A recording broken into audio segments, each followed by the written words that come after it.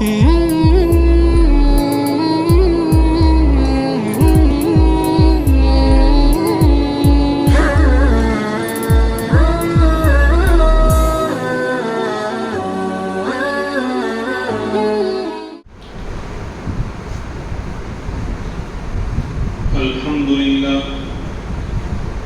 لله كفى وسلام على عباده الذين اصطفى أما بعد فأعوذ بالله من الشيطان الرجيم بسم الله الرحمن الرحيم وإن يمسسك الله بضر فلا كاشف له إلا هو وإن يردك بخير فلا راد لفضله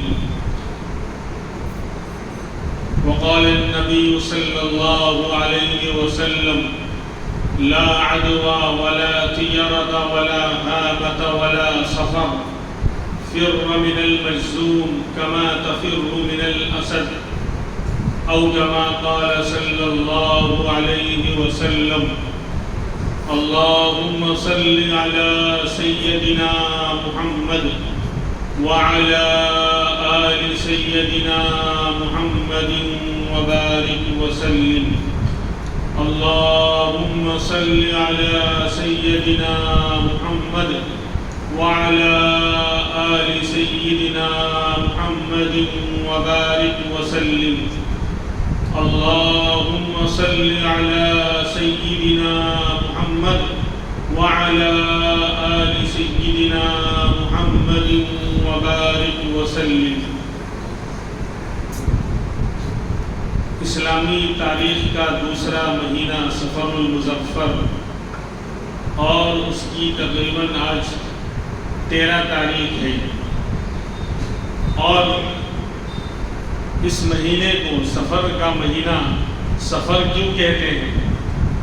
تو سفر کے معنی خالی ہونے کے آتے ہیں. جس طرح صفر بولتے ہیں نا، زیرو، تو سفر اور صفر یہ خالی ہونے کے آتے ہیں.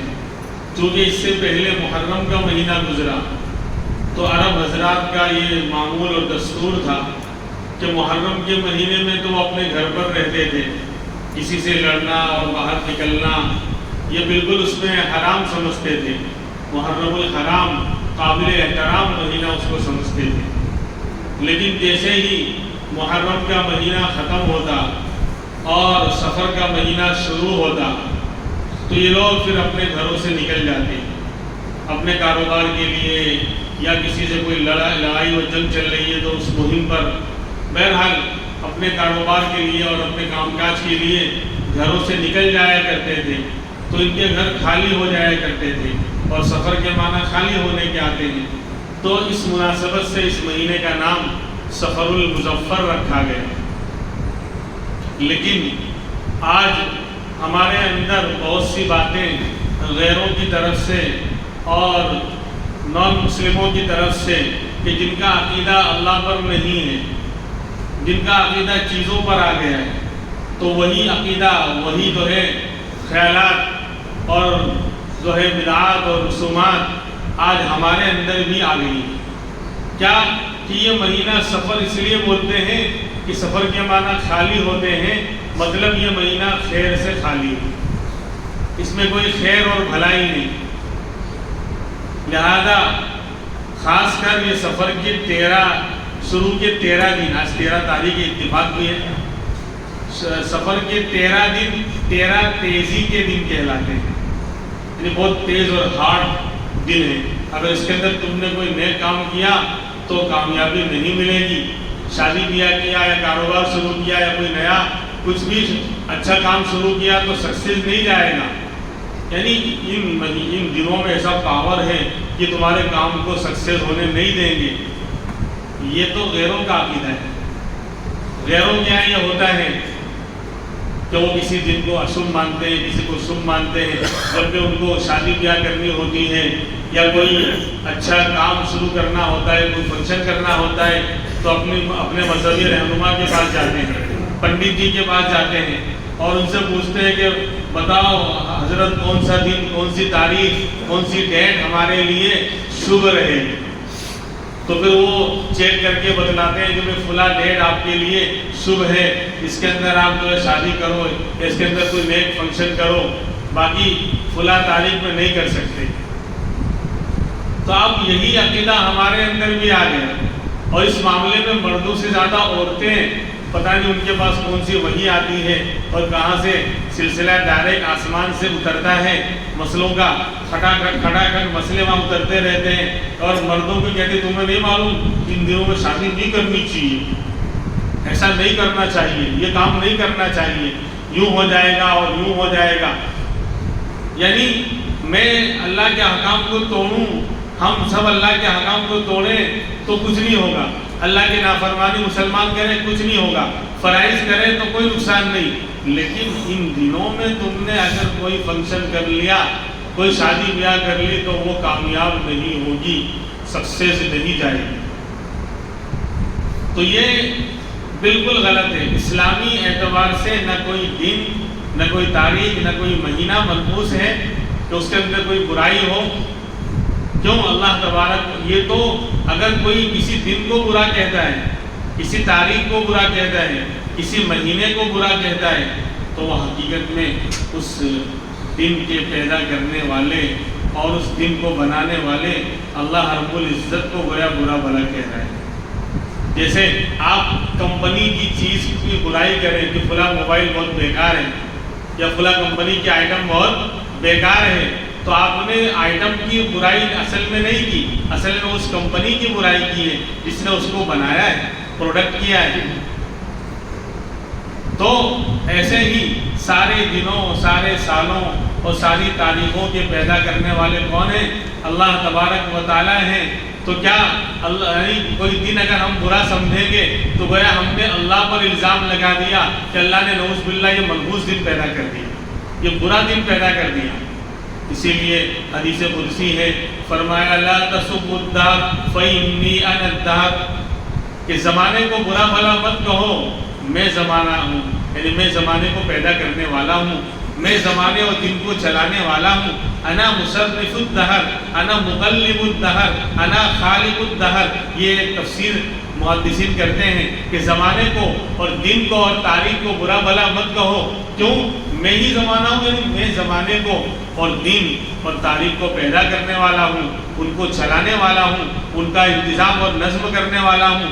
لہذا تم دن کو اور تاریخ کو برا کہو گے تو تم نے دن اور تاریخ کو برا نہیں کہا، تم نے مجھے برا کہا ہے۔ ہاں، انسان کا عمل کسی دن کو یا کسی رات کو اچھا یا برا بنا سکتے ہیں، اصل دن میں تو کوئی خرابی نہیں ہے، سارے دن اللہ کے پیدا کیے ہوئے ہیں، سب کے اندر اللہ نے جو ہے خوبی ہی رکھی ہے، لیکن ہمارا عمل اس کو بگاڑ سکتا ہے۔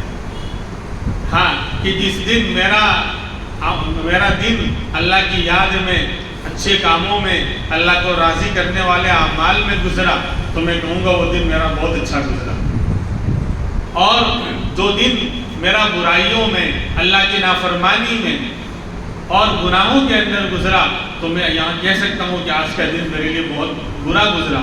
دن میں خرابی نہیں کی، کوئی رات میں خرابی نہیں کی، ہمارے اعمال نے اس کو اچھا یا برا بنایا ہے۔ جس دن میں میرا عمل اچھا رہا تو میں کہوں گا وہ دن اچھا ہے۔ جسے آج دنیا والوں کو تو ہم سنتے رہتے ہیں، بولتے آج کا دن بہت اچھا گیا، کیوں؟ بولے آج جو ہے بہت نفع ہوا، آج تو کام اچھا ہو گیا، آج تو جو ہے کیا کہتے ہیں بھاڑے اچھے مل گئے، کرایہ اچھا مل گیا۔ یعنی ہر لائن کے لوگ اس طرح بولتے ہیں، ہم سنتے ہیں کہ آج کا دن اچھا گیا۔ اور اگر کسی دن جو ہے نقصان ہو جاتا ہے یا کرایہ نہیں ملتا تو کہتے ہیں آج کا دن اچھا نہیں گیا ہے، صبح سے شام تک بولے پریشان ہوں، کوئی گراہک اور کسٹمر نہیں آیا۔ تو وہ تو دنیا کے اعتبار سے ہم بولتے ہیں، لیکن حقیقت میں بات یہ ہے کہ اگر کوئی دن میرا اچھے کاموں میں گزرا تو میں یہ کہہ سکتا ہوں کہ آج کا دن اچھا ہے، اور اگر کوئی دن میرا برائیوں میں اور اللہ کی نافرمانی میں گزرا تو میں یہ کہہ سکتا ہوں کہ آج کا دن میرے لیے اچھا نہیں رہا۔ دن میں برائی نہیں ہے، میرے عمل نے اس کو اچھا یا برا بنایا ہے، تو یہ تو ٹھیک ہے، لیکن دن کو برا سمجھنا، ان دنوں میں کوئی کام نہیں کر سکتے، ہماری شریعت ہمارا اسلام، ہمارا دین یہی تو ختم کرنے کے لیے آیا تھا کہ اپنے دل سے غیروں کے اثرات کو نکالو، بلکہ ہر چیز میں اثر ڈالنے والی ذات، نفع اور نقصان پہنچانے والی ذات اللہ تبارک و تعالیٰ کی ہے۔ اسی لیے حدیث میں ہے لو ان امۃ اجتمعت علی ان ينفعوك لن ينفعوك ولو ان امۃ اجتمعت علی ان يضروك لن يضروك جفت القلم او كما قال صلی اللہ علیہ وسلم، کہ اگر پوری امت جمع ہو کر تجھ کو نفع پہنچانا چاہے تو ہرگز نفع نہیں پہنچا سکتے اگر اللہ نہیں چاہے گا۔ وہ ایک انسان کی بات نہیں ہو رہی، آپ کے پوری امت، پوری انسانیت اگر جمع ہو جائے اس بات پر کہ اس بندے کو نفع پہنچائیں گے تو آپ فرماتے ہیں لن ينفعوك، ہرگز نفع نہیں پہنچا سکتے اگر اللہ کا فیصلہ نہیں ہے تو۔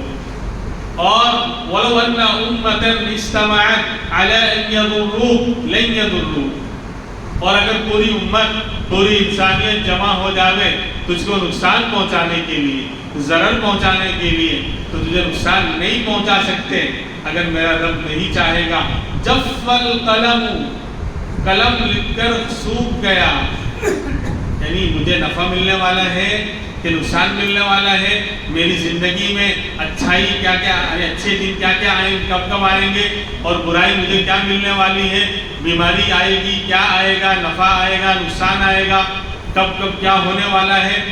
جف القلم، اللہ نے قلم کو سب لکھ کر کیا ہے، فارغ کر دیا ہے، سب اللہ نے طے کر دیا ہے، لہذا کوئی انسان جب کسی کو نقصان نہیں پہنچا سکتا میرے رب کے فیصلے کے بغیر، تو دن کیسے برا ہو سکتا ہے؟ کوئی دن، کوئی رات، کوئی تاریخ، کوئی ڈیٹ، وہ بری، وہ نقصان اللہ نہیں چاہ رہا تو بھی وہ نقصان پہنچا دے۔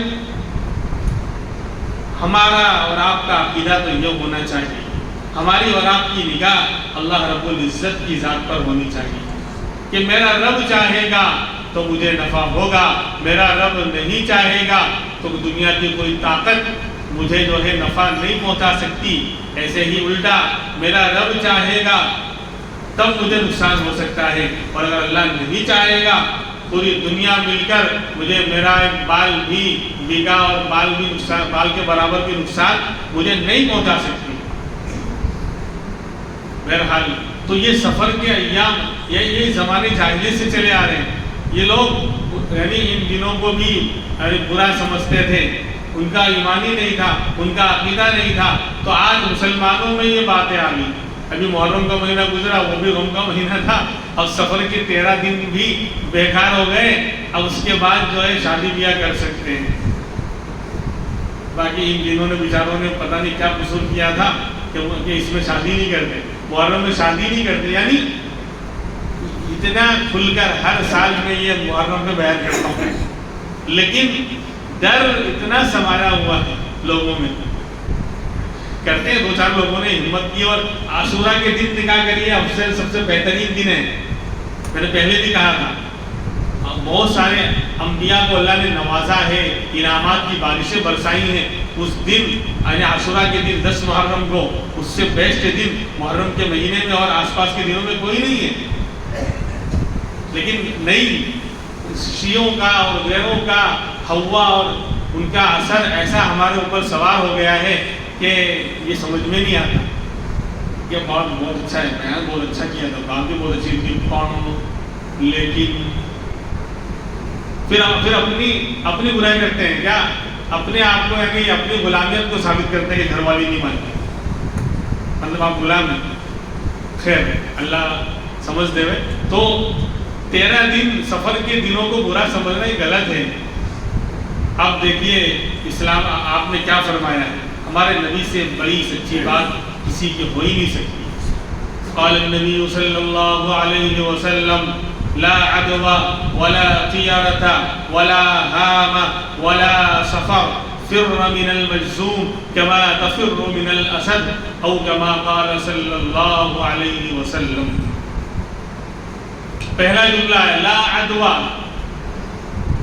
اس سے پہلے رک کر یہ بھی ہے کہ آج کل لوگ یعنی جب انسان اللہ سے نہیں ڈرے گا تو ہر چیز سے ڈرے گا، غیر اللہ کا ڈر آ کر رہے گا۔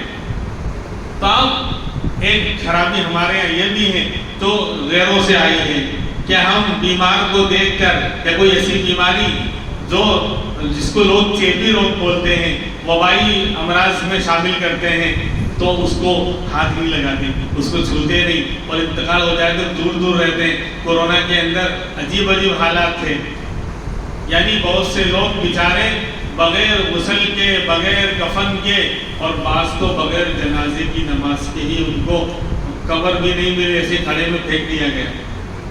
آپ کو نہیں معلوم ہمارے اس قبرستان کے اندر بھی تو ایک گلا کھودا گیا تھا اور اٹھا کے ڈالتے تھے، اور جگہ کا تو حال اللہ ہی رحم کرے۔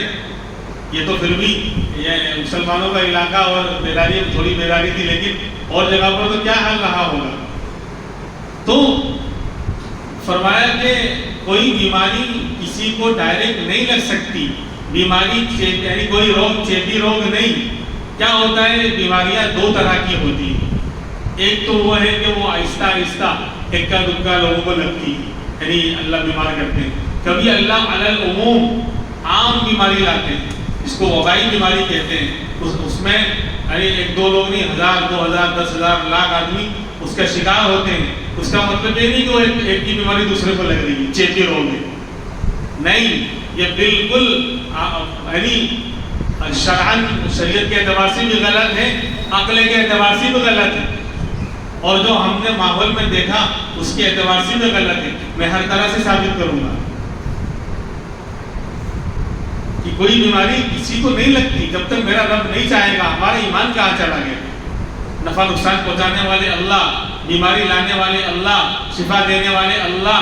میں بہت اچھی طرح چلا کر بولوں گا، پھر جب کوئی بیمار ہو گیا، کسی کو کورونا ہو گیا، ارے عجیب حالات تھے، ہاتھ لگانے کو تیار نہیں، یعنی داماد ہے، سگا خسر ہے، سسر ہے، اور ایسے ہی لپیٹ کے دے دیا گیا ہے۔ انتقال کورونا میں ہوا تھا لیکن کورونا میں نہیں ہوا تھا۔ آپ سمجھ رہے ہیں نا میں کیا کہنا چاہ رہا ہوں؟ کورونا میں انتقال ہوا تھا لیکن کورونا میں نہیں، کڈنی کی بیماری میں انتقال ہوا تھا، معلوم ہے، سب پتہ ہے داماد کو، اور لپیٹ کے جو ہے دے دی باڈی، نہ نہلایا گیا، وہ تو مشکل سے پہنچ گئے تو جنازے کی نماز ہو گئی جلدی جلدی، نہ نہلانا نہ کفنانا کچھ نہیں۔ تو پھر مجبوراً مجھے کہنا پڑا بھائی اس کو کچھ تو گیلا کپڑا کم سے کم، پوری باڈی تو ہم نہیں کھول سکتے یہاں قبرستان میں، پورا پیک ہے، لیکن کچھ تو تیمم کی شکل میں کچھ تو کروا دو۔ تو ڈرتے ڈرتے اس نے، میں نے کہا بھائی چلو ٹھیک ہے، تجھے ڈر لگ رہا ہے، ہاتھ میں پہن لیں، ماسک لگا لیں، جو ظاہری اسباب ہے وہ اختیار کر لیں، اس کے بعد تو کم سے کم کر، اتنا ڈر۔ لوگ دیکھ دیکھ کے بھاگ رہے، دور ہو رہے، اور آپ فرما رہے لا عدوا، کوئی بیماری کسی کو نہیں لگتی، میری بیماری آپ کو نہیں لگے گی، آپ کی بیماری مجھے نہیں لگے گی، اگر میں بیمار ہو رہا ہوں تو اللہ کی وجہ سے ہو رہا ہوں، اور اگر ایسا ہے تو مجھے بتاؤ، سارے ڈاکٹر بیمار ہونے چاہیے تھے، ساری نرسیں بیمار ہونی چاہیے تھی، ان میں کچھ لوگ ہوئے جن کو اللہ نے بیمار کرنا چاہا، وہ ڈاکٹر بیمار ہوئے، وہ نرسیں بیمار ہوئی، لیکن کیا جو ڈاکٹر ایک دن میں 100 سے زیادہ پیشنٹ کو دیکھ رہا تھا اس زمانے میں، علاج کر رہا تھا، نرسیں کیا ہے پیشنٹ کے پاس آ رہی تھی، کئی یعنی مریضوں کے پاس جا کر وہ علاج کر رہی ہیں، تو سب کو بیماری لگنی چاہیے نا، اگر کوئی چیپی روگ ہے تو سب کو لگنا چاہیے تھا۔ کچھ بیمار ہوئے، کچھ ڈاکٹر جس کو اللہ نے چاہا وہ بیمار ہوا، جس کو اللہ نے نہیں چاہا وہ بیمار نہیں ہوا، ورنہ سارے ڈاکٹر بیمار ہونے چاہیے تھے۔ تو ایک دن میں کئی 100 لوگوں کو دیکھ رہے تھے، ان کا علاج کر رہے تھے، تو یہ باتیں بالکل غلط ہیں۔ کوئی بیماری کسی کو نہیں لگتی، لا عدوا۔ تو اس پر جو ہے ایک دیہات کے رہنے والے صحابی نے جب آپ نے یہ بات بیان کی کہ کوئی بیماری کسی کو خود نہیں لگتی، اللہ جب چاہتے ہیں تب بیماری آتی ہے، تو ایک گاؤں کے دیہات کے رہنے والے بدو صحابی، انہوں نے کہا کہ اللہ کے رسول، مجھے آپ کی اس بات پر ایک سوال ہے، کیا کہ ہم جنگل میں اور گاؤں کے رہنے والے ہیں، جنگلوں میں ہمارے اونٹ چرا کرتے ہیں، سب اونٹ اچھے ہوتے ہیں، صحت مند ہوتے ہیں، لیکن باہر سے کوئی خارش والا، کھجلی والا بیمار اونٹ آ جاتا ہے، اور آ کر ہمارے رکوع میں شامل ہو جاتا ہے، ساتھ میں چڑھنے لگتا ہے، تو اور اونٹ بھی بیمار ہو جاتے ہیں۔ تو یہ تو ہم کو تو ایسا لگ رہا ہے، یہ دکھ رہا ہے کہ اس کے آنے سے یہ سب بیمار ہوئے۔ اگر وہ بیمار اونٹ نہ آتا، ساتھ میں شامل نہ ہوتا، تو یہ بیمار نہ ہوتے۔ تو آپ کی بات پر مجھے یہ اشکال ہے۔ تو آپ نے فوراً جواب دیا، فمن عاد الاول، یہ بتاؤ جو پہلا اونٹ جو آیا تھا جو بیمار تھا، اس کو بیماری کہاں سے آئی؟ جو پہلا اونٹ جو بیمار تھا جو باہر سے آیا تھا، اس کو بیماری کہاں سے آئی؟ تو کہا کہ اللہ کی طرف سے آئی۔ تو کہا کہ ان تمام کو بھی اللہ کی طرف سے آئی، ان تمام کو بھی اللہ کی طرف سے آئی۔ کسی کے ملنے، اٹھنے بیٹھنے، بیمار کے ساتھ کھانے پینے سے بیماری نہیں لگتی۔ اللہ نے اگر لکھا ہے کہ بھئی ساتھ میں بیٹھے گا تو بیمار ہو جائے گا تو لگ جائے گی، اور نہیں لکھا ہے، اسی لیے 10 لوگ جو ہے بیمار کے ساتھ اٹھے بیٹھے، 1-2 کو بیماری لگی، 8 کو نہیں لگی۔ تو کیا کہیں گے آپ؟ اگر بیٹھنے سے، ساتھ میں اٹھنے بیٹھنے اور کھانے پینے سے بیماری لگتی، 10 کے 10 کو لگنی چاہیے تھی نا۔ صرف 2 بیمار ہوئے، 8 کو بیماری نہیں لگی، اس کا مطلب 2 کے بارے میں اللہ نے چاہا، فیصلہ کیا، اس لیے بیماری لگی، 8 کے بارے میں نہیں چاہا تو نہیں لگی۔ کیوں عقیدہ خراب کر رہے ہیں؟ وہ سوائن فلو کے اندر بھی پورا وہ لپیٹ دیتے ہیں پنی میں، اور ڈاکٹر وہ تو دنیاوی اعتبار سے وہ لوگ اپنے علم کے حساب سے اور اپنے عقیدے کے حساب سے باتیں کرتے ہیں، بھی کھولنا نہیں اور یوں ہو جائے گا، ایسا ہو جائے گا، بدبو آئے گی اور بدن میں یوں ہے، وائرس ہے، تو نہلاتے نہیں ہیں۔ یعنی ایمان کہاں چلا گیا؟ ڈاکٹر کے اوپر یقین آ گیا تو ایمان کہاں چلا گیا؟ اس کا مسئلہ بھی یہی کہ جتنا ہو سکے، جہاں تک ممکن ہے، پوری باڈی کھولنا مشکل ہے۔ یا اس طرح کی بیماری تھی، بدن سڑ گیا تھا، پھٹ گیا تھا، جسے کہ ایکسیڈنٹ میں ہوتا ہے، تو شریعت نے بھی کوئی یعنی زبردستی والا معاملہ نہیں کیا ہے۔ اب کسی کا ایکسیڈنٹ ہو گیا ہو اور سارے اعضاء بکھر گئے ہوں، اب ان کو لپیٹ کر جو دفنائیں گے، اب اس کو پورا بولے نہلانا مشکل ہے۔ پورا یعنی کسی کی ابھی پلین کے اندر کریش ہوا تھا، پتہ ہی نہیں۔ تو جہاں مشکل ہے وہاں تو نہیں ہوگا، لیکن جہاں ہے اتنا ہے اتنا تو کیا جائے۔ ہاتھ ہی نہیں لگا رہے لوگ۔ تو لا عدوہ، کوئی بیماری کسی کو نہیں لگتی، اللہ چاہے گا تب لگے گی۔ اور سسٹم یہ ہے کہ کبھی اللہ جو ہے ایک ہی وائرس کو اتنا پاورفل بنا کر بھیجتے ہیں۔ جب وبائی بیماری آتی ہے نا، جو ہزاروں لاکھوں کو ایک ساتھ بیمار کر دیتے ہیں اللہ، تو ایسا اسٹرانگ وائرس بھیجتے ہیں کہ ایک وائرس ہزاروں کو بیمار کر رہا ہوتا ہے، اس کو بھی، فلاں کو بھی، فلاں کو بھی، فلاں کو بھی۔ لیکن وہ جو بیماری وائرس کے ذریعے اللہ ڈال رہے ہیں تو اللہ کی طرف سے آ رہی ہے، بیمار کی وجہ سے نہیں آ رہی۔ اور کبھی ایسا ہوتا ہے کہ نہیں، سب کے لیے الگ الگ وائرس اللہ پیدا کرتے ہیں، اتنا اسٹرانگ وائرس نہیں ہوتا، الگ الگ سب کے لیے، تو سب کو اللہ بیمار کر رہے ہیں۔ بہرحال یہ سسٹم ہے۔ لا عدوہ، کوئی بیماری کسی کو نہیں لگتی، کوئی روگ، چیپی روگ نہیں ہوتا، آپ نے یہ فرمایا۔ تو پھر حدیث پاک کے آخر میں ہے، پھر آپ ایک ہدایت دے رہے ہیں، مسلمانوں کو ایک رہنمائی کر رہے ہیں۔ فرمایا فر من المجذوم کما تفر من الاسد، کہ تم بھاگا کرو کوڑی کی بیماری والے سے۔ وہ جو کیا کہتے ہیں اسکن روگ ہوتا ہے، چمڑی کا پورا بدن سڑ جاتا ہے اور گوشت بھی کٹ کٹ کے گرنے لگتے ہیں، تو کوڑی کا جو مریض ہے کیا اس سے بھاگا کرو، دور رہا کرو، جیسے تم شیر کو دیکھ کے بھاگتے ہو۔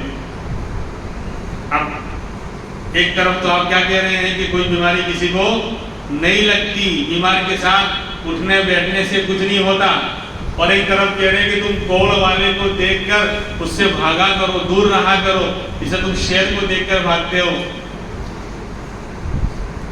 تو پھر دونوں باتوں میں ٹکراؤ ہو رہا ہے۔ ایک طرف آپ کہہ رہے ہیں بیماری نہیں لگتی، اور ایک طرف کہہ رہے ہیں کہ کوڑ والے سے دور رہو۔ تو اصل میں یہاں بیماری سے بچانا نہیں، تو بھاگنے کے لیے کہہ رہے ہیں، اس لیے نہیں کہ بھاگ جاؤ گے تو بیماری سے بچ جاؤ گے اور ساتھ میں رہو گے تو بیمار ہو جاؤ گے، نہیں، عقیدے کو بچانا ہے، بیمار ہونے سے نہیں بچانا ہے۔ آپ کے نزدیک ایمان اور عقیدہ بہت اہم ہے، مسلمان کے عقیدے کو بچانا ہے، ایمان کو اس کے بچانا ہے۔ کیا ہوا، کوئی کوڑی والے یا کوئی ایسے بیمار کے ساتھ رہا، ساتھ میں اٹھا بیٹھا، اور اس کا ایمان کمزور ہے، اور اللہ کے کرنے سے بیماری اس کو لگی، ساتھ میں اٹھنے بیٹھنے سے نہیں، اللہ کے کرنے سے اس کو بیماری لگی، تو آپ ایمان تو کمزور رہ گئے، یار میں ساتھ میں رہا نہیں اس لیے ایسا ہو گیا۔ گھر والے بھی یہی بولیں گے اور 10-20 لوگ اور بھی یہی بولیں گے یار کہ وہ ساتھ میں بیٹھا نا بیمار کے ساتھ اس لیے بیمار ہو گیا، تو گیا ایمان گیا، عقیدہ یعنی خراب ہو گیا۔ تو عقیدے کو بچانے کے لیے آپ نے اسباب کے درجے میں یہ کہا کہ جس کا ایمان کمزور ہے، جس کا عقیدہ خراب ہو سکتا ہے، اللہ کی ذات سے اس کا یقین ہٹ سکتا ہے، وہ بیمار کے پاس نہ رہے، دور رہے۔ ورنہ اگر ساتھ میں بیٹھنے سے اللہ کی طرف سے بیماری آئی تو کہے گا کہ ساتھ میں بیٹھا نہ اس لیے آئی، اللہ میاں نہیں چاہ رہے تھے تو بھی ساتھ میں بیٹھنے نے بیمار کر دیا۔ ساتھ میں بیٹھنا اور وائرس اتنا پاورفل تھا، اس نے اللہ کی بھی نہیں مانی، اللہ میاں نہیں چاہ رہے تھے بیماری آوے، لیکن میں ساتھ میں بیٹھا نا، وائرس اتنا اسٹرانگ تھا، اللہ سے بھی زیادہ پاورفل، اس نے بیمار کر دیا۔ تو عقیدہ خراب ہو گیا نہیں ہو گیا؟ آپ نے اللہ کو نیچے کر دیا، وائرس کو، اور بیمار کے ساتھ بیٹھنے کو اصل مان لیا۔ تو اس لیے کہا ہے کہ دور رہا، اگر جس کا ایمان اتنا کمزور ہے تو دور رہے۔ اصل بات تو اب آ رہی ہے، یہ تو ہوا کہ بیماری کا روگ کسی کو خود نہیں لگتا، اللہ جب چاہتے ہیں تب لگتا ہے۔ دوسرا ہے ولا طیارتا، کوئی منحوس، کوئی چیز منحوس نہیں، بدفعلی لینا، کسی کو منحوس سمجھنا، اسلام میں یہ کوئی چیز نہیں۔ کیا ہوتا ہے زمانے جاہلیت میں بھی ہوتا تھا کہ جب کوئی کام کرنا ہوتا، کام کے لیے گھر سے نکلتے کہ کام ہوگا یا نہیں ہوگا، کامیابی اس میں ملے گی یا نہیں ملے گی، تو پرندے کو اڑاتے، پرندوں کو اڑاتے، اگر وہ دائیں طرف سے اڑ جاتا، رائٹ سائڈ سے، تو کہتے کام ہو جائے گا، اور اگر وہ لیفٹ میں ٹرن لے لیتا، وہ اڑ جاتا، تو کہتے کام نہیں ہوگا۔ تو آج یہ بھی کہ کوا گھر پہ بیٹھ کے بولے صبح بولے کوا کائیں کائیں کر رہا تھا، تو کائیں کائیں میں میرا کام ٹائیں ٹائیں ہو گئے، اب کام نہیں ہوگا، آج کا دن بہت بیکار جائے گا۔ کیوں؟ کوا اتنا پاورفل ہے، اللہ میاں چاہ رہے تھے کہ نفع پہنچاؤ، لیکن کوا کائیں کائیں کر گیا، تو اب بھینس پانی میں گئی، کوے کے مقابلے میں اللہ میاں آ سکتے ہیں؟ کتنا گرا ہوا عقیدہ ہے۔ اللہ میں تو چاہ رہے ہیں کہ نقصان نہ ہو، لیکن کوا کائیں کائیں کر گیا نا، اب کام نہیں ہوگا۔ پھر اور بعض لوگ کو کیا ہوتا ہے، بلی راستہ کاٹ دیتی ہے، کام کے کوئی کام سے جا رہے تھے، آگے سے بلی نکل گئی، بلی نے راستہ کاٹ دیا، اب بولے اب کام نہیں ہوگا۔ تم بلی، اللہ سے بھی پاورفل ہے وہ، اللہ میاں تو چاہ رہے تھے تیرا کام بنتے جا، ہو جائے گا، لیکن بیچ میں آ گئی بلی اور اس نے ٹن یوں لی، راستہ کاٹ دیا۔ کیا مسلمان ہیں، کیا عقیدہ خراب کر کے رکھا ہوا ہے، یعنی اللہ پر کوئی ایمان نہیں، بلی نے راستہ کاٹ دیا تو بھینس پانی میں چلے گی، یہ منحوس ہے، اور فلاں چیز منحوس ہے، جسے الو کو منحوس سمجھتے تھے، اسی لیے وہ شعر مشہور ہے نا، بربادی گلستان کے خاطر ایک ہی الو کافی تھا، بربادی گلستان کے خاطر ایک ہی الو کافی تھا، اب ہر شاخ پہ الو بیٹھے ہیں، انجام گلستان کیا ہوگا۔ تو یہ وہی بدفعلی سے یہ شعر بھی نکلا ہے کہ الو اگر گھر پہ آ کر آواز لگانے لگے تو اب جو آفت اور مصیبت آنے والی ہے۔ بلی روئی ہے نا، یہ میں کوئی آسمان سے اوپر اور زمین سے نیچے رہنے والوں کی باتیں نہیں کر رہا، ہمارے معاشرے میں ہے یہ والا تو ہے کہ رات کو بلی رو رہی تھی، اب کوئی مصیبت آنے والی ہے نہیں، عورتیں بولتی ہیں کہ رات کو بلی رو رہی تھی، اب کوئی مصیبت آنے والی ہے، یعنی بلی رو دی تو مصیبت آئے گی، اللہ میں نہیں چاہیں گے تو بھی، لا حول ولا قوت الا باللہ۔ اس لیے یہ سب عقیدہ بالکل غلط ہے۔ اسی پر واقعہ پیش آیا، ایک بادشاہ بیچارہ شکار کو نکلا صبح فجر کے بعد، وزیر وغیرہ ساتھ میں تھے، اب وہ دریا کے کنارے سے ہوتے ہوئے جنگل کی طرف نکلا، گھوڑے نے ٹھوکر کھائی اور گرا، اس کا ہاتھ پاؤں ٹوٹ گیا بادشاہ کا۔ اب وزیر چاپلوس ہوتے ہی ہیں وہ لوگ، جی حضوری کرنے والے، تو کہا بادشاہ سلامت، ایسا لگتا ہے آج کا دن آپ کا منحوس ہے۔ بولے کیوں؟ بولے ایسا لگتا ہے صبح کسی منحوس آدمی پر آپ کی نگاہ پڑ گئی، آپ نے کسی منحوس کو دیکھ لیا ہے، اس کی وجہ سے یہ مصیبت آپ پر آئی ہے۔ بولا آپ سوچیں آپ، بولے ہاں ہاں وہ دریا کے کنارے ایک دھوبی کپڑے دھو رہا تھا تو میری سب سے پہلے نگاہ اس پر پڑی تھی۔ بولا ہاں وہ سب سے بڑا منحوس ہے۔ اب وزیر نے چڑھایا کہ وہ سب سے بڑا منحوس ہے، ایسے لوگوں کو دنیا میں رہنے کا حق نہیں ہے۔ بولا بالکل۔ تو اب پولیس والوں کو بھیج دیا، سپاہیوں کو پکڑ کر لیا، بیچارے غریب کو پتہ ہی نہیں مجھے کیوں پکڑ کے لے جایا جا رہے ہیں۔ بادشاہ کے سامنے پیش کر دیا۔ اب وزیر چلا رہا ہے کہ تو اتنا منحوس ہے کہ تیری وجہ سے بادشاہ سلامت نے آج تجھے سب سے پہلے دیکھا تو ان کا پاؤں ٹوٹ گیا، لہذا تجھے دنیا میں رہنے کا حق نہیں ہے۔ بادشاہ سلامت اس کے اوپر جو ہے آپ فوراً آرڈر جاری کریں، کہا ٹھیک ہے کل اس کو جو ہے پھانسی پر چڑھا دیا جائے گا۔ اب بیچارہ وہ گھبرایا ہوا، اس کو کچھ پتہ ہی نہیں کہ کیا کچھ نہیں اور نقصان اتنا بڑا، جان جا رہی ہے۔ تو جب اس نے دیکھا کہ اب جان جا ہی رہی ہے تو ہمت کر کے بولا بادشاہ سلامت میں بھی ایک بات کہوں؟ کہا کہ بولو۔ بولے بادشاہ سلامت میں مانتا ہوں میں منحوس ہوں، مجھے دیکھا آپ نے تو آپ کا پاؤں ٹوٹ گیا، لیکن میں نے بھی صبح سب سے پہلے آپ کو دیکھا تھا، میں نے بھی صبح سب سے پہلے آپ کو دیکھا تھا، تو مجھے دیکھنے سے آپ کا پاؤں ٹوٹا ہے لیکن آپ کو دیکھنے سے میری جان جا رہی ہے، بتاؤ زیادہ منحوس کون ہوا، میں یا آپ؟ تو بادشاہ کو بات سمجھ میں آ گئی کہ نہیں یہ تو سب بیکار باتیں ہیں، تو اس کو چھوڑ دیا۔ تو یہی حال ہمارا ہے کہ بھیجے شریف میں اللہ نے بھیجا، شاندار بھیجا ہے، لیکن ہم نے اس کو بنا دیا بیجا ہے، بیکار بنا دیا ہے، الٹی سیدھی باتیں اندر ڈاؤن لوڈ کر لیتے ہیں اور اسی کو عقیدہ بنا لیتے ہیں اور اسی پر عمل کرتے رہتے ہیں۔ یعنی ہوتی یہ بات ایران کی قرآن کی، نہیں ہوتی بات حدیث و قرآن کی، الٹی سیدھی باتیں، اور نہ معلوم بھی نہیں کرتے چراغ تلے اندھیرا ہوتا ہے، چراغ اٹھائیں گے تو نیچے اندھیرا ہی رہتے ہیں، تو چراغ تلے اندھیرا ہوتا ہے، تو معلوم کرنا چاہیے، اور یہ بات بالکل غلط ہے۔ تو فرمایا کہ یہ اس کو منحوس سمجھنا لا تیارہ، یہ اسلام میں کوئی چیز نہیں، کوئی دین کوئی چیز منحوس نہیں۔ ہاں نیک فعلی لینا، اچھا شگون لینا یہ پسندیدہ ہے، بد فعلی لینا اور کسی کو منحوس سمجھنا یہ تو برا ہے، لیکن نیک فعلی لینا اور اچھا شگون لینا یہ تو اسلام میں پسندیدہ ہے۔ مثلاً کوئی کام کے لیے نکلنا تھا، پتہ نہیں یہ کام ہوگا کہ نہیں ہوگا، سامنے سے جو ہے فلاں افلا بھائی تشریف لے آئے، افلا کے معنی کامیاب، تو بولے ہاں افلا بھائی سامنے مل گئے، تو بولے انشاءاللہ کامیابی مل جائے گی۔ یا بیچارہ بیمار تھا، دواخانے بہت پریشان تھا، علاج کرا کے بہت پریشان تھا، اب جو ہے بہت بڑے ڈاکٹر کو دکھانے کے لیے جا رہا تھا، ارادہ کرتے ہوئے کہ لمبی فیس ہے، لمبا یہ ہے، پتہ نہیں اس میں شفا ملے گی نہیں ملے گی، سامنے سے سالم بھائی تشریف لے آئے، صحیح سالم، تو کہا کہ تو انشاءاللہ بولے سالم بھائی سے ملاقات ہو گئی تو انشاءاللہ صحیح سالم واپس لوٹیں گے، ہمارا مریض جو ہے صحیح سالم واپس لوٹے گا۔ تو یہ نیک فعل لینا تو اچھی چیز ہے، لیکن بد فعلی، برا، بد شگون اور منحوس سمجھنا یہ برا ہے۔